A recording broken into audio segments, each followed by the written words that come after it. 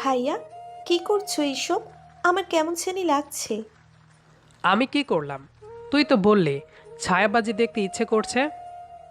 কিন্তু ওখানে কি সব দেখা যাচ্ছে, দেখে আমার শরীরে কেমন জানি লাগছে। বন্ধ করো না প্লিজ। আরে আরেকটু দেখ না, তারপর আরো একটু ভালো লাগবে। না, আমি আর দেখতে চাই না, তুমি বন্ধ করো প্লিজ। আরে পাগলি, আগে দেখ না কি করি। আমি ছায়া দিয়ে একজন অন্যজনকে কিস করার দৃশ্য তুলে ধরলাম। মিথিলার দিকে তাকিয়ে দেখি তার ঠোঁট দুটো নিজের দাঁত দিয়ে কামড়ে ধরে আছে, আর হাতের মুঠো বানিয়ে শক্ত করে চেপে ধরে আছে। ভাইয়া বন্ধ করো প্লিজ, আমি আর পারছি না। সত্যি কেমন জানি লাগছে। কেমন লাগছে গো?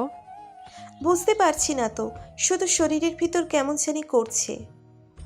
একটু পরে সবকিছু বন্ধ করে মিথিলার দিকে তাকিয়ে দেখি চোখ দুটো বন্ধ করে জোরে জোরে শ্বাস নিচ্ছে। মিথিলা আমার মামার একমাত্র মেয়ে। গায়ে মাংস কম, কিন্তু দেখতে একদম পরীর মতো। বয়স একটু কম হওয়ার কারণে আমি যে মিথিলাকে পছন্দ করি সেটা কখনো বলা হয়নি। সবথেকে বড় ভয় ছিল যদি মামাকে সব কিছু বলে দেয়। মিথিলাকে বললাম, মিথিলা, এই মিথিলা, বলো। যেটা ওখানে দেখেছিস সেটা কি সামনে থেকে করবি? কি বলছো বুঝতে পারছি না। আরে বোকা, ছায়াতে যা দেখেছিস সেটা কি তুই করবি নাকি? না গো, আমার অনেক ভয় লাগে। কোনো ভয় নেই, দেখবি অনেক মজা পাবি। কিন্তু আমার কেমন জানি লাগছে এখন। আরে বোকা, সেটাই তো বলছি। ছায়াবাজির মতো তুইও যদি তেমনই করিস তাহলে আর খারাপ লাগবে না, তখন অনেক মজা পাবি, বারবার করতে ইচ্ছে করবে। সত্যি? আরে হ্যাঁ বাবা, সত্যি। কিন্তু আমি তো পারি না, কিভাবে কিস করতে হয় সেটাও জানি না। আমি আছি না, তোকে সব শিখিয়ে দিব। আচ্ছা তাহলে তাড়াতাড়ি শিখিয়ে দাও না, আমার এখনো কেমন যেন লাগছে। চোখ দুটো বন্ধ করে রেখেছিস তো? হুম। একদম খোলা যাবে না কিন্তু। আচ্ছা। মিথিলা চোখ দুটো বন্ধ করে বসে আছে। আমি আস্তে করে মিথিলার লাল রঙের ঠোঁটের কাছে আমার ঠোঁট দুটো নিলাম। তারপর ফিসফিস করে আবারও বললাম, চোখ কিন্তু একদম খোলা যাবে না।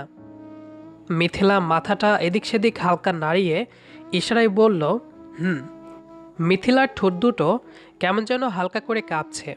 আস্তে আস্তে আমার ঠোঁট দুটো মিথিলার ঠোঁটের সাথে স্পর্শ করতেই মিথিলার চোখ দুটো খুলে আবারও বন্ধ করে শান্ত হয়ে গেল। মনে হচ্ছে মোমবাতিতে আগুন দিলে যেমন নরম হয়ে গলে যায়, তেমন গলে যাচ্ছে মিথিলা। আস্তে আস্তে মিথিলা বিছানায় শুয়ে পড়ল। আমি মিথিলার ওপরে শুয়ে তার লাল ঠোঁটে এখনও কিস করেই যাচ্ছি। আমার হাত দুটো তার দু হাতকে আটকে ধরে রেখেছে। মিথিলা নিচে থেকে জোরে জোরে শ্বাস নিয়ে আস্তে আস্তে একের পরে এক শব্দ করে যাচ্ছে। আমি ঠোঁট দুটো সরিয়ে নিয়ে বললাম, এখন কেমন লাগছে সোনা? আরও একটু করো না প্লিজ। আমি আস্তে আস্তে মিথিলার ঠোঁটের কাছে আমার ঠোঁট দুটো নিতেই কারেন্ট চলে আসলো। মিথিলা আনন্দের মুহূর্ত থেকে ফিরে এসে আমাকে বলল, আমার কেমন জানি লাগছে। তুমি কি করলে আমার সাথে? কি করলাম আবার? ছায়াবাজির মতো আমিও তোকে কিস করা শিখিয়ে দিলাম। তাই বলে আমার উপরে শুয়ে এত সময় ধরে করতে হবে? তুই কি কষ্ট পেয়েছিস নাকি? আমি কিছু জানি না, আমার অনেক ঘুম পাচ্ছে। তুমি এখন চলে যাও। কি বলিস, এখন ঘুম পাচ্ছে? হুম। আমি চলে যাব নাকি এখানে ঘুমাবো? না, এখানে ঘুমালে আরো অনেক কিছু হতে পারে, তার থেকে তুমি চলে গেলেই ভালো হবে। সত্যি কি চলে যাব? হুম। আমি মিথিলার রুম থেকে চলে আসলাম ঘুমানোর জন্য। শুয়ে ভাবনার গহীনে হারিয়ে যাচ্ছি বারবার। মিথিলার শরীরের স্পর্শের আমি পুরো পৃথিবীর সুখ পেয়েছিলাম মনে হচ্ছে। কত সুন্দর নরম শরীর, লাল রঙের ঠোঁট, মনে হয় সব সময় আদর করতেই থাকি। ভাবতে ভাবতে রাতে ঘুমিয়ে পড়লাম। মিথিলা আমার মামার একমাত্র মেয়ে। মামার বাড়িতে মাঝে মধ্যেই যাওয়া আসা হয়। লোকে এমনিতেই কি বলে, মামার বাড়ি রসের হাঁড়ি।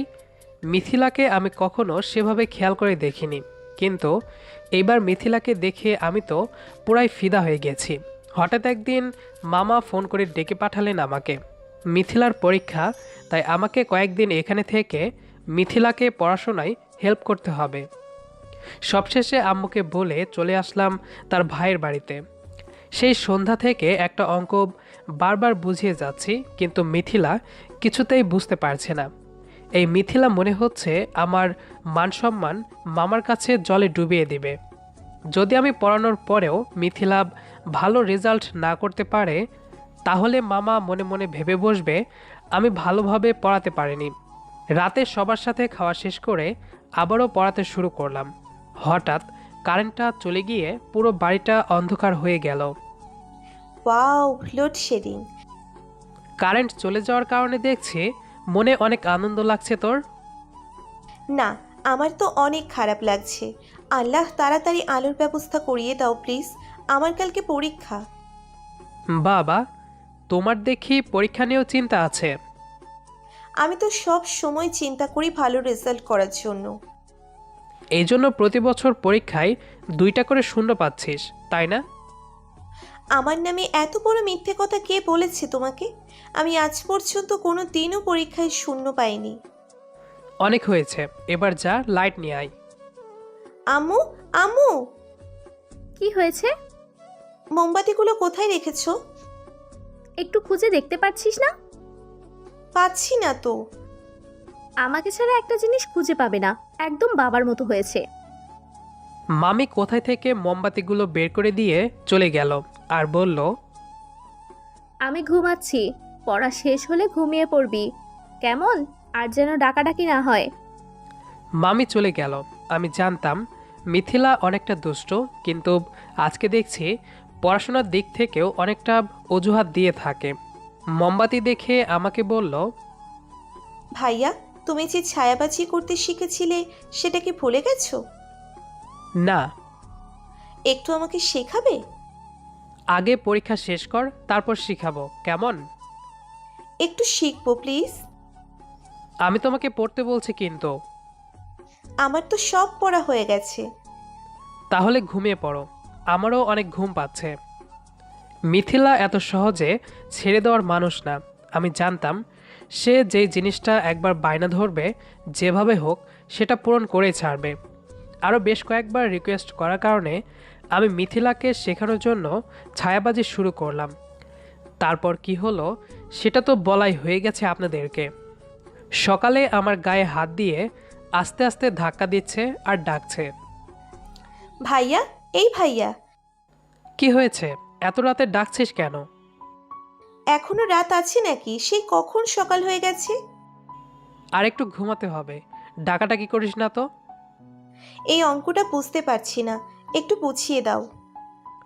আর বেশি অলসতা না করে উঠে বসলাম।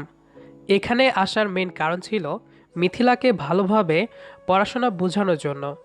মিথিলাকে অঙ্কটা বুঝিয়ে দিয়ে আমি ব্রাশ করছি। মামি ডাকছে খাওয়ার জন্য। খাওয়া শেষ করে মিথিলাকে স্কুলে নিয়ে গেলাম। তারপর প্রতিদিনের মতো দুপুরে একটু ঘুমিয়ে নিলাম। বিকালে বাইরে থেকে একটু ঘুরে আসলাম। আজকেও রাতে মিথিলাকে পড়ানো বোঝানোর সময় আবারও কারেন্ট চলে গেল। মিথিলা মোমবাতি জ্বালিয়ে পড়ার বদলে আমার দিকে বারবার ভিন্ন দৃষ্টিতে দেখছে। কি হলো, তুই এভাবে বারবার আমার দিকে কি দেখছিস? ভাইয়া, তোমার ঠোঁট দুটো কালকে অনেক মিষ্টি ছিল। কালকের কথা কাল ছিল, আজকের কথা আজকে। পড়তে বসে এইসব বাজে বাজে চিন্তা মাথায় আনলে পড়াশোনায় কখনো মন বসবে না।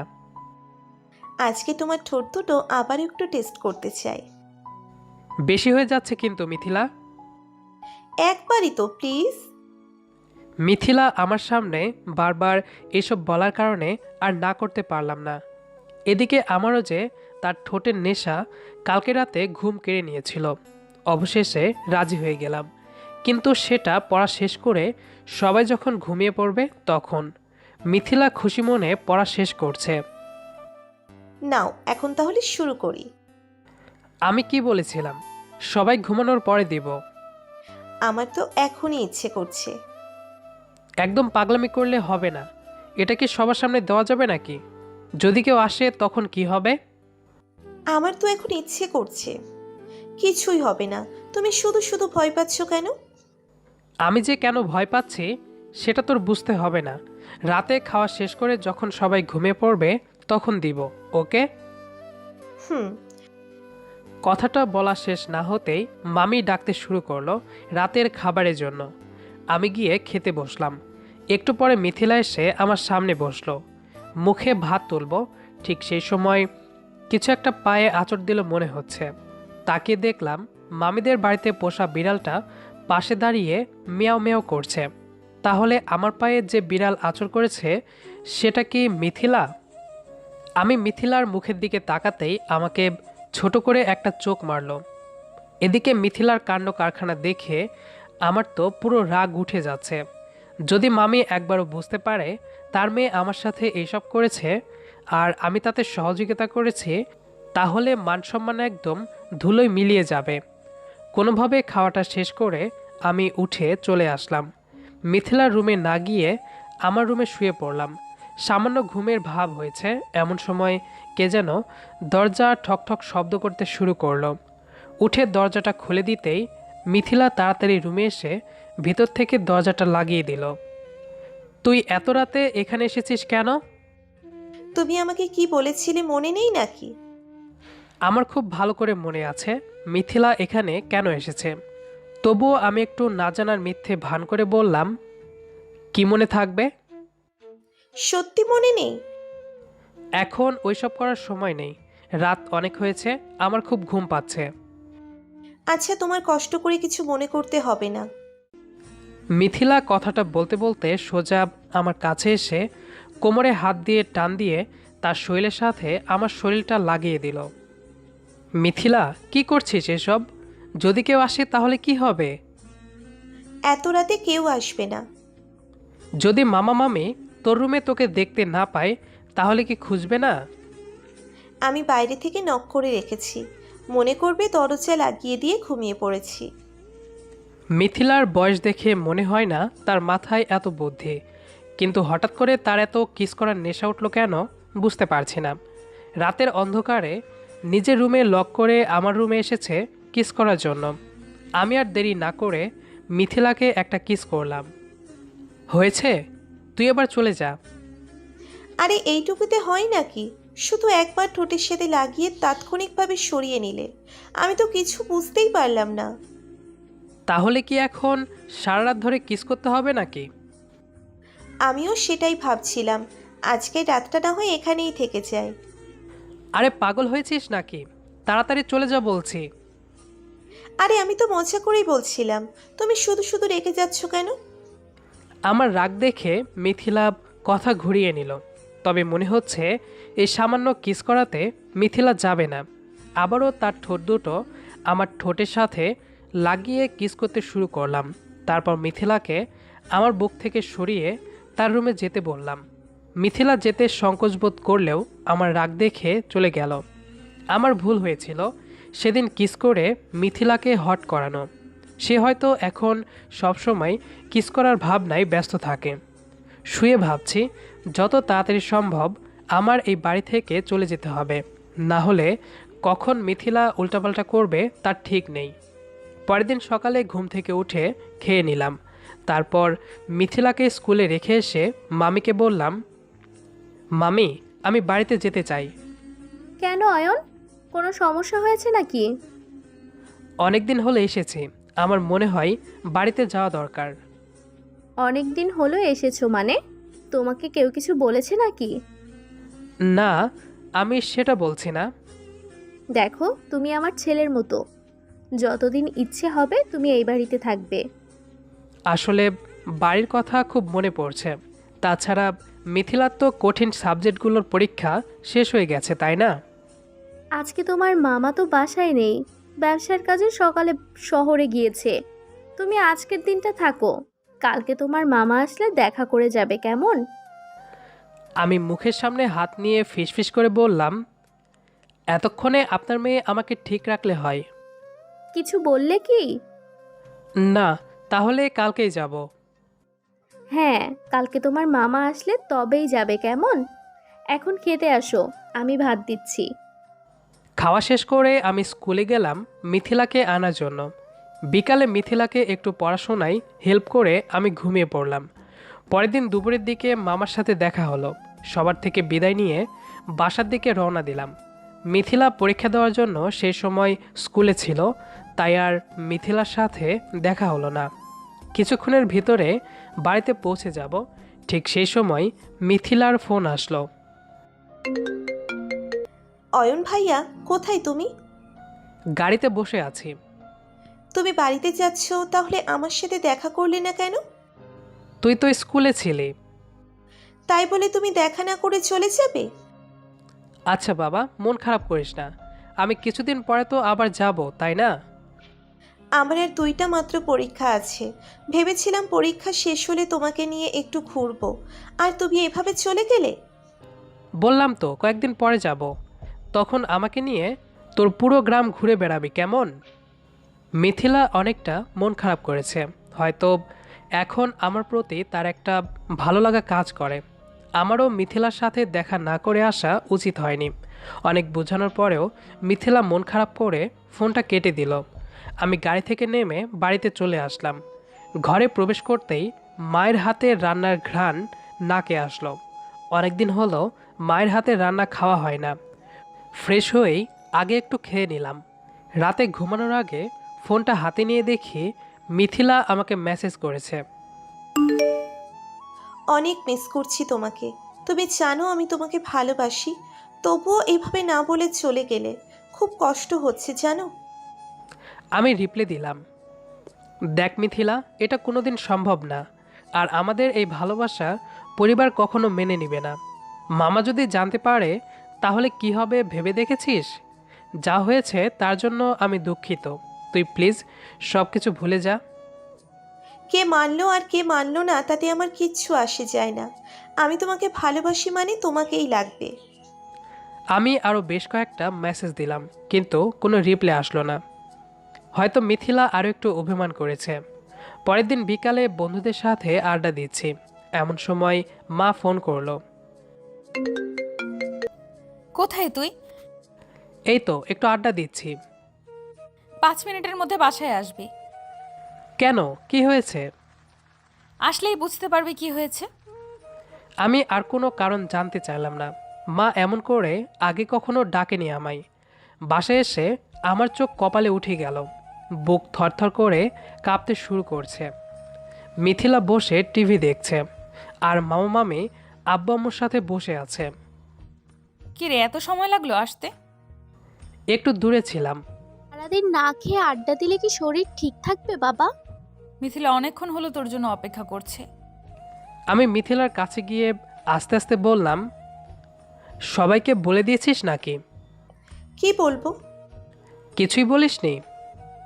শুধু বলেছি আমি অয়নকে ছাড়া বাঁচবো না, অয়নকেই বিয়ে করতে চাই। কি? আর ফিস করে বলতে হবে না, তোদের দুজনের বিয়ে ঠিক করেছি। কিন্তু মা, আমি তো কিছুই করিনি। মিথিলা সব বলেছে তোদের ব্যাপারে। সামনের মাসেই বিয়ে হবে তোদের। অবশেষে বিয়েটা হয়ে গেল। বাসার ঘরে এসে মিথিলাকে বললাম, ছি, তুই সবাইকে কেমন করে বলেছিস এসব? একটু লজ্জা করলো না? ভালোবাসার কথা বলতে লজ্জা কিসের? আর কিস করার ব্যাপারটা? আমি ওইসব বলতে যাব কেন? সত্যি কিছু বলিসনি? না, সত্যি? সত্যি আমি এইসব কিছু বলিনি। ওরে আমার সোনা পাখিটারে। মিথিলাকে কাছে নিয়ে আদর করতে শুরু করলাম। আদরে মোমবাতির মতো গলতে শুরু করলো মিথিলা। এদিকে আমি যে মিথিলাকে পছন্দ করতাম সেটা না বলায় থেকে গেল। পুরো গল্পটা শোনার জন্য ধন্যবাদ। আমাদের আজকের গল্পটি আপনার কাছে কেমন লেগেছে সেটি অবশ্যই কমেন্ট করে জানাবেন। দেখা হবে আবারও নতুন কোনো গল্প নিয়ে। সে পর্যন্ত আমাদের সাথেই থাকবেন। ধন্যবাদ সবাইকে।